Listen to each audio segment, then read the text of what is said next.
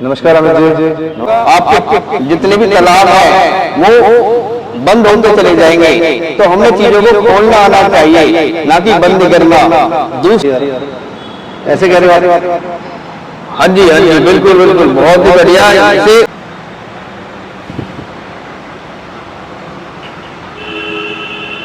इससे आप 50 बटरफ्लाई, हाँ जी, बटरफ्लाई के पैरों को जोड़ना, हाँ जी, और अपने जितना हो सके पास लाना इसको, हाँ जी,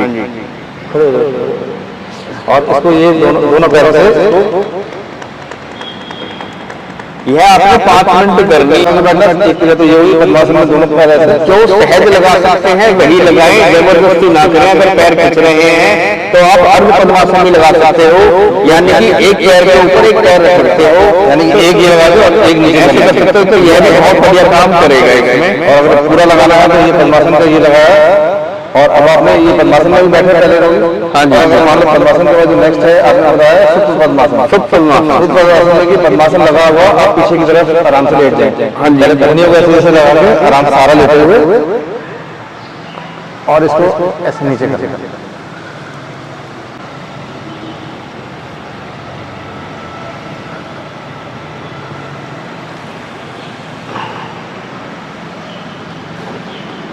पूरा आगे आ जाओ। बहुत ही बढ़िया, बहुत शानदार। ये हो गया हमारा सुप्त पद्मासन। नमस्कार अमित जी। नमस्कार जी। डॉक्टर अमित, आज हम बात करने वाले हैं प्रोस्टेट के ऊपर, जो कि ये बीमारी पुरुषों में बहुत ज़्यादा घर कर गई है और लोगों को इसका निवारण नहीं पता और सीधा एलोपैथिक और ऑपरेशन की तरफ भाग जाते हैं घबराहट में।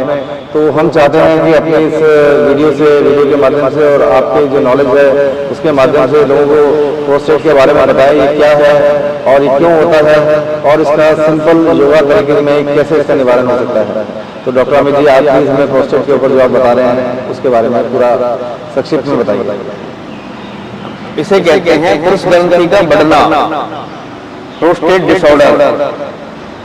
इसे इसलिए पुरुष ग्रंथि कहा जाता है क्योंकि यह महिलाओं में नहीं पाई जाती। जब भी प्रोस्टेट की शिकायत होती है किसी भी रोगी को, तो उसके साथ क्या होता है कि उसका पेशाब रुक रुक कर आता है, पेशाब कम आता है, और वह रात में अगर उठ जाए एक बार तो उसे बार बार पेशाब के लिए उठना पड़ता है, यानी उसकी रात्रि भी उससे खाने वाली बन जाती है। जबकि रात्रि सोने के लिए है, भोगने के लिए है, आनंद लेने के लिए है। जो हमने 12 घंटे मेहनत करी है पूरे दिन भर में, उन सब की रिकवरी के लिए हमें रात्रि नींद तो चाहिए ही होती है, वह भी हम प्राप्त नहीं कर पाते। और फिर जो पेशाब है वो बिल्कुल रुक रुक कर, बूंद बूंद कर आना शुरू कर देता है। रोगी बाथरूम में बैठा रहता है और एक एक बूंद के लिए तरसता है कि कब आएगी। तो दोस्तों, मैंने थायराइड के एक टॉपिक में पहले बताया था आपको कि यह अंतःस्रावी ग्रंथियां हैं। अगर हम किसी तरह का एसिड या कोई भी हम ऐसी चीजें खा रहे हैं तेजाब वाली, तो यह हमारे जल को सुखाती जाती है, और सुखाने से क्या होगा, आपके जितने भी तालाब हैं वो बंद होते चले जाएंगे। तो हमें चीजों को खोलना आना चाहिए, ना कि बंद करना।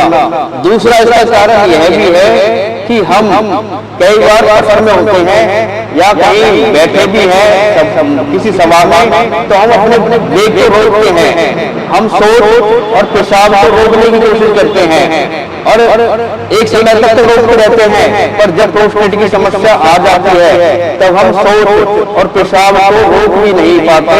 हमारी जो वेदना है इतनी ज्यादा बढ़ जाती है कि हम कई बार पेशाब को अपने मतलब कर देते हैं जी, सरेंडर कर देते हैं, बिल्कुल ठीक है। जब इतनी अच्छी आ जाती है तो पेशेंट भी फिर क्या है, डॉक्टर के पास भागता है, चिकित्सक के पास भागता है, इमरजेंसी के चक्कर में फिर क्या होता है, चीर फाड़ की शिकायत, यानी ऑपरेशन तक की नौबत उसमें आ जाती है। जबकि ऑपरेशन की नौबत उस कंडीशन में भी नहीं आती, और जब पुरुष ग्रंथि बढ़ जाती है तो इसमें जो रोगी है उसको बेचैनी, घबराहट, चिड़चिड़ापन और बहुत तरह के जो वेग है वो उत्पन्न होते चले जाते हैं। दूसरा, इसके समाधान के लिए हमने जैसे अभी मैं इसमें बात करना चाहूँगा, अभी जो आपने लक्षण बताए हैं इसमें जैसे कि जो हमारी प्रोस्टेट के अंदर जो हमारा ब्लैडर है वो या तो फुल हो जाता है और वो खाली नहीं हो पाता, और लोग कहते हैं कि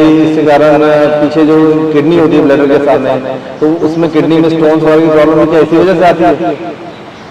ये जो मैंने बताया मूत्र संस्थान विभाग, किडनी संस्थान के सारे रोगों में ये आती है। मूत्र थैली भर जाना, प्रोस्टेट एक आपका मैसेंजर है जो आपको मैसेज देता है कि भाई आपके मूत्राशय में ब्लीडर में पानी भर चुका है और वह निकलना चाह रहा है और हम निकालते नहीं हैं।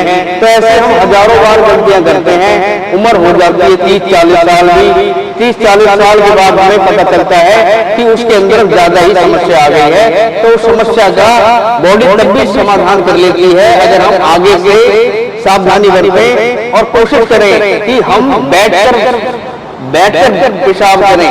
अगर बैठकर पेशाब भी करता है पेशेंट तो उसकी पहले दिन से भी समाधान में उसे लाभ मिलता है। लाभ तो जैसे कि डॉक्टर साहब पहले जो हमारे हम बोलते थे कि हिंदी या हिंदुस्तानी टॉयलेट होते थे, तो वो इसका मतलब बेटर थे इस तरह की प्रॉब्लम को डील करने के लिए? वो बहुत ही गजब का काम करते थे, क्योंकि उसमें क्या है आपकी आंखें ही स्पंज होती है, छोटी आंख बड़ी आंख स्पंज होती है, आपके और भी ऑर्गन दबते हैं। तो दबने का कारण क्या है कि भाई आपको सेफ्टी कि सिर्फ विकार निकले, शरीर के साथ शक्ति ना निकले। अभी भी जैसे आजकल वो टॉयलेट सिस्टम यानी इंग्लिश टॉयलेट आ गए हैं, तो क्या जो उस पोजीशन में बैठ के भी वो एक तरह से जो योग क्रिया है वो करना चाहिए इस समय में? देखो जी, कोशिश यही करो, देखो ईमानदारी वाली काम यही है कि आपने देसी सीट भी लगवाना आपके लिए मतलब सुख और है। जैसे ये योगी क्रिया जैसे बैठना, दोनों पैरों के पंजों में बैठ के कुछ देर बैठना चाहिए ताकि ये प्रॉब्लम हुई ना आगे से। देखो अगर ऐसा आप कर लेते हो तो बहुत ही सुंदर काम है ये। वैसे योगी क्रिया मैंने जो आपने बताया मैं करके दिखाता हूँ, हमारे दर्शकों को पता चलेगा। हाँ, तो एक बार मैं करके दिखाता हूँ। आप कैमरा अपने आप में लीजिए वाला, मैं करके दिखाता हूँ।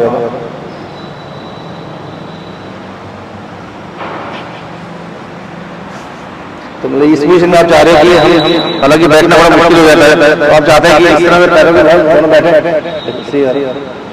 ऐसे कह रहे हो? हाँ जी, बिल्कुल बिल्कुल, बहुत ही बढ़िया।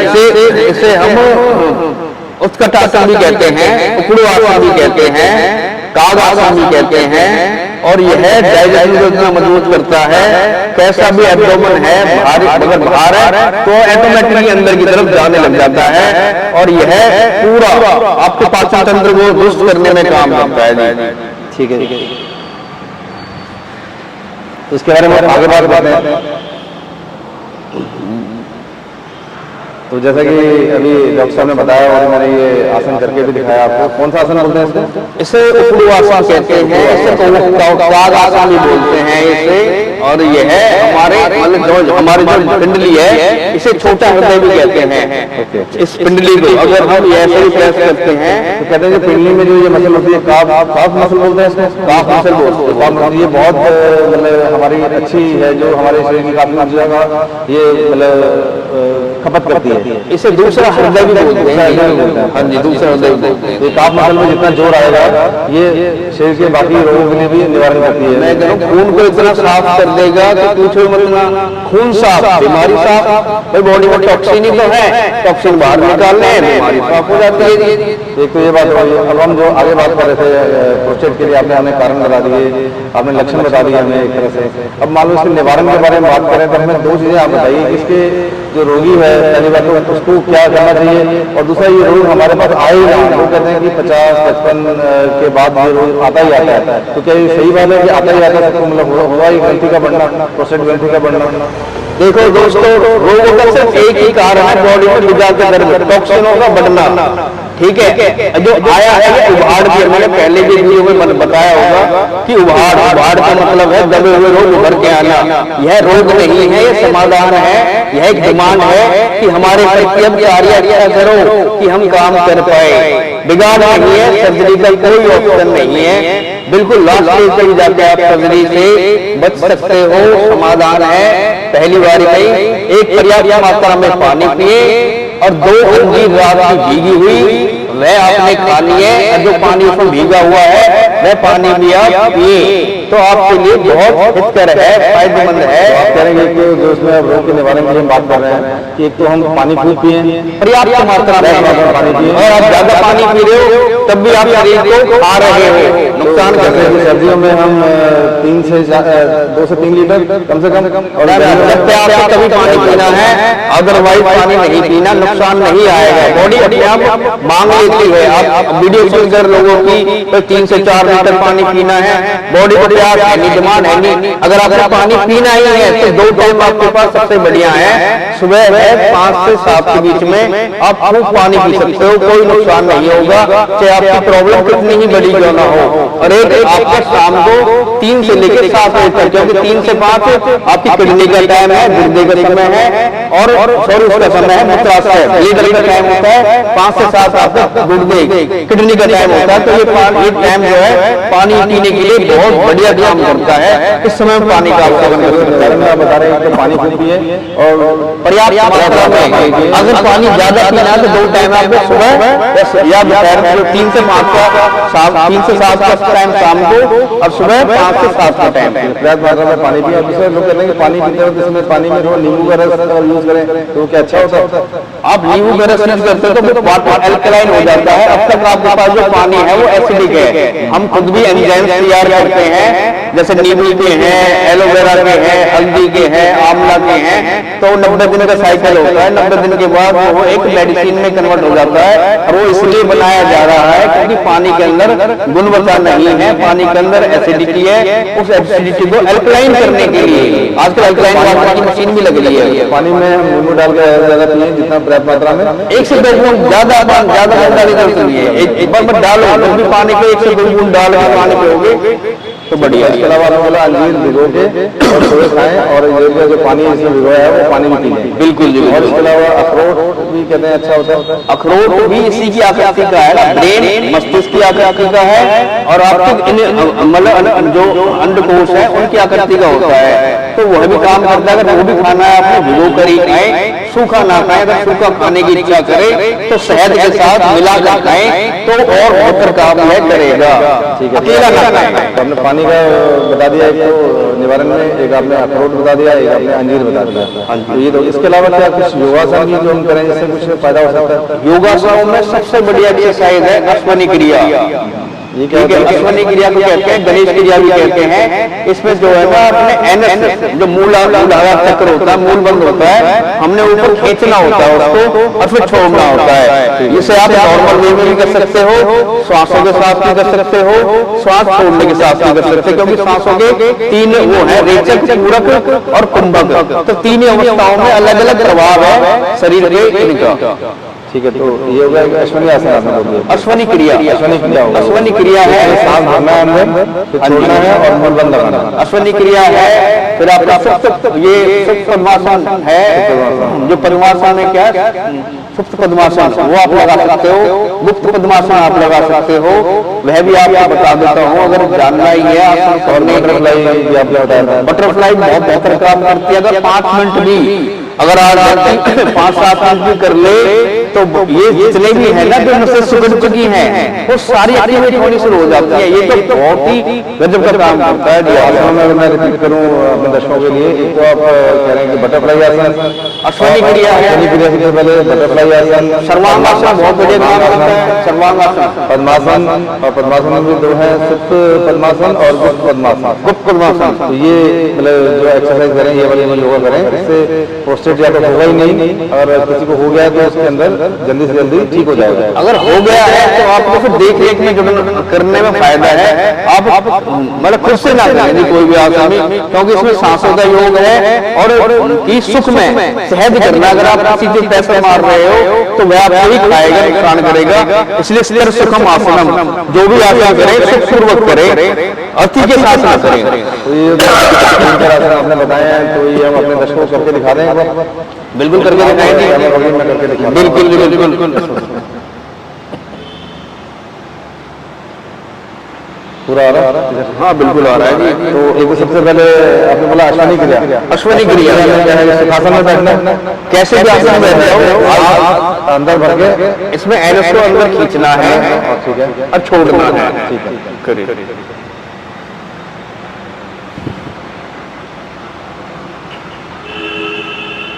इसे आप 50 बार भी कर सकते हो, 20 बार भी कर सकते हो, 30 बार भी कर सकते हो, 20, 30, 50 जो भी आप अच्छा अंक लगे वह आप इसे कर सकते हो। तो ये अश्वनी क्रिया हो गई, हमने सांस लिया, अंदर भरा और मूलाधार को हमने संकुचित किया और फिर सांस को छोड़ा और धीरे किया। हाँ जी। दूसरा आसन आपने बताया था बटरफ्लाई। हाँ जी। बटरफ्लाई में पैरों को जोड़ना, हाँ जी। और अपने जितना हो सके पास तक लाना इसको, हाँ जी। और इसको ये दोनों पैरों से यह आपने 5 मिनट करनी है और 5 मिनट अपना सहज करो। कोई आपने इसमें कुछ इंक्लूड नहीं करना, अपना टाइम देना सिर्फ 5 मिनट। आप टाइम पूरा करो कम से कम 5 बिल्कुल। ये बटरफ्लाई आसन हो गया हमारा। हाँ जी। अब इसके बाद आपने बताया कि पद्मासन। हाँ पद्मासन, खाली पद्मासन लगाने बैठना, एक क्रिया तो ये हुई, पद्मासन में दोनों पैर ऐसे जो सहज लगा सकते हैं वही लगाएं, जबरदस्ती ना करें। अगर पैर खिंच रहे हैं तो आप अर्ध पद्मासन भी लगा सकते हो, यानी कि एक पैर के ऊपर एक पैर रख सकते हो, यानी एक ये लगा दो और एक नीचे ऐसे कर सकते हो। तो यह भी बहुत बढ़िया काम करेगा इसमें। और अगर पूरा लगाना है तो ये पद्मासन का ये लगाया, और अब आपने ये पद्मासन में भी बैठे पहले रहोगे। हाँ जी। अगर मान लो पद्मासन के बाद जो नेक्स्ट है आपने बताया सुप्त पद्मासन। सुप्त पद्मासन। सुप्त पद्मासन में कि पद्मासन लगा हुआ आप पीछे की तरफ आराम से लेट जाए। हाँ जी। पहले धनियों को ऐसे जैसे लगा के आराम से सारा लेते हुए और इसको ऐसे नीचे कर। बहुत बढ़िया जी, बहुत बढ़िया। और फिर कोहनियों को सारा लेते हुए आप ऊपर उठ सकते हैं। और अब आपने इसको बताया था गुप्त पद्मासन, उसमें पद्मासन की क्रिया यही रहेगी। और गुप्त पद्मासन के लिए आप जैसे हम पीछे की तरफ लेते थे, हम अब आगे की तरफ ले जाएंगे। हाँ जी। तो सारा लेते हुए थे और इसको आगे की तरफ आपने ले जाना है। आपने पूरा आना है, पैरों को पूरा फ्लैट करना है पीछे से, किसी पूरा पैर और थोड़ा बैक पीछे होके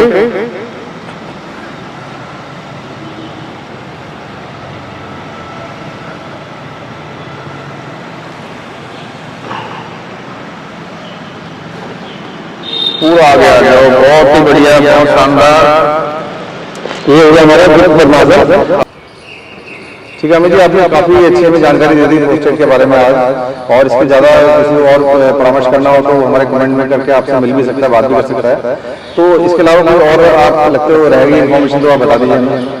इसमें थोड़ा ये है, एक कटी स्नान है और एक हरड़ बहुत ही महत्वपूर्ण भूमिका है। कटी स्नान का थोड़ा बता दीजिए, कटी स्नान क्या होता है, कैसे करना है? कटी स्नान एक कटिवात स्नान का टब होता है, उसमें बैठना होता है और हमने पट्टा लगाना होता है, पट्टे पे पैर हो, हमारा ये सब पानी के अंदर हो, और एक हमने राइट से ऐसे पेट के रोटेशन करनी है, घुमाना है, पेट का रोटेशन करना है, हमने घुमाना है।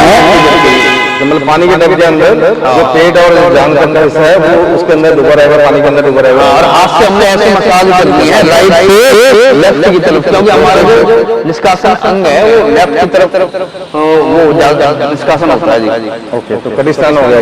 हाँ जी। और इसके अलावा हरड़ का क्या है उपाय? हरड़ हाँ जी अमित जी, आज आपने बहुत अच्छी जानकारी दी हमें, इसके लिए बहुत बहुत धन्यवाद।